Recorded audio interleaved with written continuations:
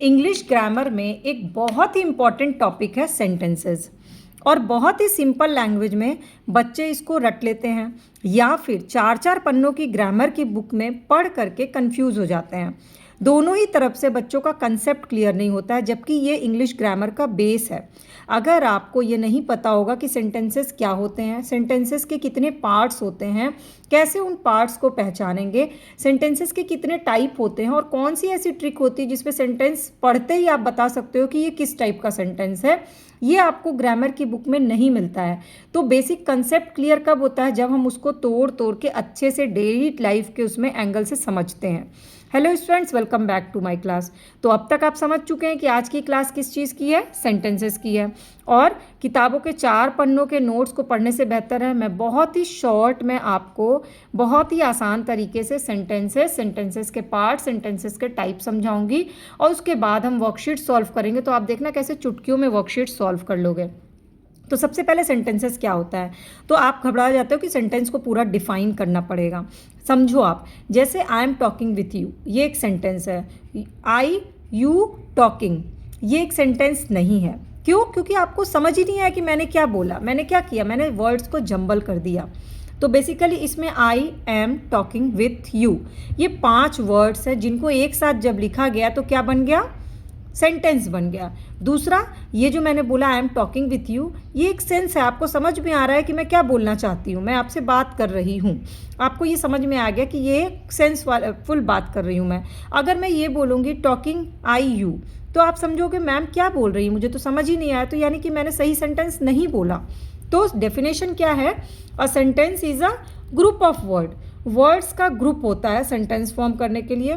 That makes complete sense, जो senseful हो, जिसका कोई मीनिंग हो, वो ही सेंटेंस होता है। तो सेंटेंस का डिफिनेशन जो है एकदम सिंपल है, sentence is a group of words that makes complete sense.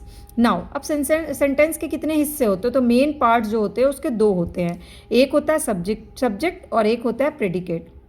अब मैं जैसे बताऊं आपको, सब द कैट इज स्लीपिंग, इसमें क्या है? द कैट जो है वो सब्जेक्ट है और इज स्लीपिंग इज प्रेडिकेट। तो शायद आपको समझ में नहीं आया और आप इसको रटने लगो कि हाँ ठीक है, द कैट जो है वो सब्जेक्ट होगा और द इज स्लीपिंग जो है वो प्रेडिकेट होगा। लेकिन सब्जेक्ट और प्रेडिकेट होते क्या, वो भी तो समझना ज़रूरी होता है। तो सबसे पहले समझो सब्जेक्ट क्या होता है। जब किसी सेंटेंस में ना किसी के बारे में बात की जा रही है या क्या बात की जा रही है, उसके वो क्या होता है? वो सेंटेंस का सब्जेक्ट होता है। तो हु और what the sentence is about, sentence किसके बारे में है वो क्या होगा? उस सेंटेंस का सब्जेक्ट होगा। और सेंटेंस का सब्जेक्ट हमेशा क्या होता है? या तो नाउन होगा या प्रोनाउन। अब यहाँ आपको नाउन प्रोनाउन तो कंसेप्ट क्लियर होगा। नाउन क्या होते हैं? नेमिंग वर्ड्स होते हैं। किसी भी पर्सन, प्लेस, थिंग, एनिमल का नाम जो होता है वो नाउन होता है। और जैसे राम ईट्स मैंगो, ठीक है। और प्रोनाउन क्या होता है? जो नाउन की जगह पे यूज़ होता है, जैसे ही ईट्स मैंगो। तो ही, शी, इट, ये सब क्या है? प्रोनाउन है। ये सिंपल डेफिनेशन मैंने पिछले क्लास में कई अच्छे से डिटेल में आपको नाउन प्रोनाउन बताया है। बस आपको बेसिक कंसेप्ट क्लियर हो कि जब भी नाउन और प्रोनाउन किसी सेंटेंस में यूज़ हो रहा है तो वो पोर्शन उस सेंटेंस का क्या हो जाएगा? सब्जेक्ट हो जाएगा। तो यहाँ पे द कैट क्या है? एक नाउन है, इसीलिए द कैट क्या हो गया? सब्जेक्ट हो गया। Now come to the predicate. Predicate क्या होता है? जो सब्जेक्ट के बारे में इंफॉर्मेशन दे रहा है, यानी नाउन प्रोनाउन के बारे में इंफॉर्मेशन दे रहा है। तो जैसे द कैट इज स्लीपिंग, बिल्ली के बारे में इंफॉर्मेशन दिया कि बिल्ली जो है वो सो रही है। एडिशनल, और उसमें क्या होता है? इसमें होते हैं वर्ब कंपल्सरी और वर्ब के साथ एडिशनल वर्ड्स भी होते हैं। जैसे आई एम टॉकिंग, आई क्या है? सब्जेक्ट है। एम टॉकिंग, ये क्या है? डूइंग थिंग है, यानी कि वर्ब है। और इसके आगे मैं बोलूँगी I am talking with you, तो सब वर्ब प्लस एडिशनल वर्ड्स भी मैंने ऐड कर दिया विथ यू, तो वो भी क्या हो गया? प्रेडिकेट हो गया। For example, man is the architect of his own life, ठीक है। तो यहाँ पे क्या होगा? मैन के बारे में बात हो रही है। मैन क्या है? नाउन है। तो मैन क्या हो गया? ये सब्जेक्ट हो गया। Is the architect of his own life, ये क्या हो गया? प्रेडिकेट हो गया, क्योंकि मैन के बारे में जितनी भी बात हो रही है वो सब क्या है? सेंटेंस के प्रेडिकेट है। तो अब आप समझ गए किसी भी सेंटेंस के कितने पार्ट होते हैं? 2 पार्ट होते हैं। एक होता है सब्जेक्ट, दूसरा होता है प्रेडिकेट। सब्जेक्ट जो होता है वो हमेशा नाउन प्रोनाउन होता है और प्रेडिकेट क्या होता है? वर्ब और एडिशनल वर्ड्स जो भी होते हैं वो सारे प्रेडिकेट होते हैं। अब चलते हैं types of sentences. Types of sentences कितने होते हैं? तो बेसिक टाइप्स ऑफ सेंटेंसेस जो हैं वो हैं, एक है डिक्लेरेटिव, दूसरा है इंटेरोगेटिव, तीसरा है इम्परेटिव और चौथा है एक्सक्लामेटरी। अब आपने किताबों में पढ़ा होगा और आप रट लिए होंगे, लेकिन अब आप इसको पहचानोगे कैसे? इसका ट्रिक्स क्या है कि आपको समझ में आए कि ये सेंटेंस जो है डिक्लेरेटिव है, ये इंटेरोगेटिव है, ये इम्परेटिव और ये एक्सक्लामेटरी है। चलिए मैं आपको वो बताती हूँ। सबसे पहले आता है डिक्लेरेटिव, जैसे I am going to school, I am playing in play ground, papa is watching TV. ये सब क्या है? आपने सिंपल अपना एक स्टेटमेंट दिया, वो क्या है? आपने कुछ बात डिक्लेयर की। अब पहचानोगे कैसे? तो ऐसे सेंटेंसेस हमेशा एक फुल स्टॉप से एंड होते हैं, पहली पहचान। ऐसे सेंटेंसेस अफर्मेटिव यानी पॉजिटिव भी हो सकते हैं, नेगेटिव भी हो सकते हैं। जैसे पापा इज़ नॉट वॉचिंग टीवी, ठीक है, I am not going to play in play ground, तो क्या हो गया? नेगेटिव हो गया। और I am going to play in play ground, इस क्या हो गया? अफर्मेटिव हो गया।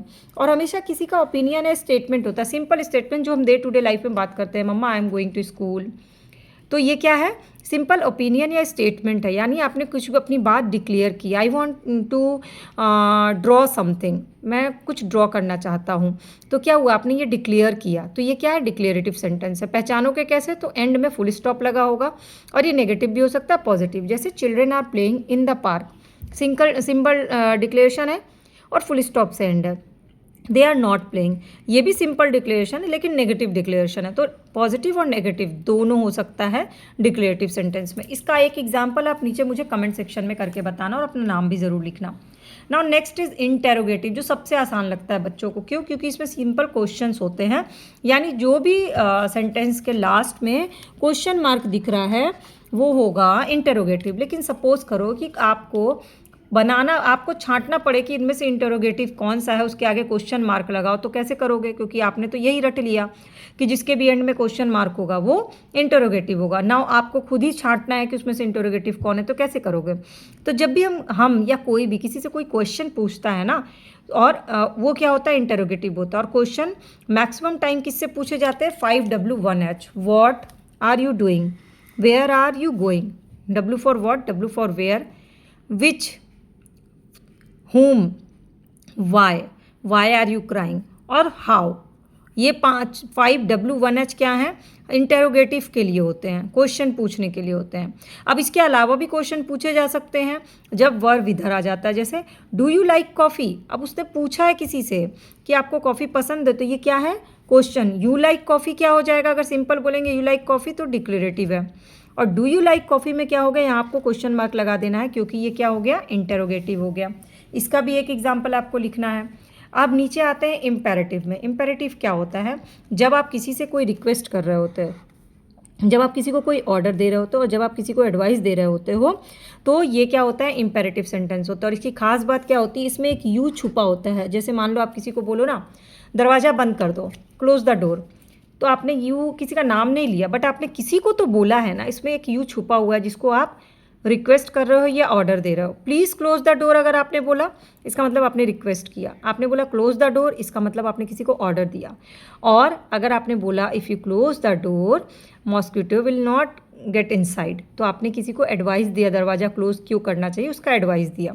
तो क्या हो गया? ये भी हमेशा फुल स्टॉप से एंड होता है, लेकिन इसमें छिपा होता है डिक्लेरेटिव से अलग। इसमें रिक्वेस्ट होता है, ऑर्डर होता है या एडवाइस होती है। जैसे close the door and always help the poor, ये क्या है? एडवाइस है।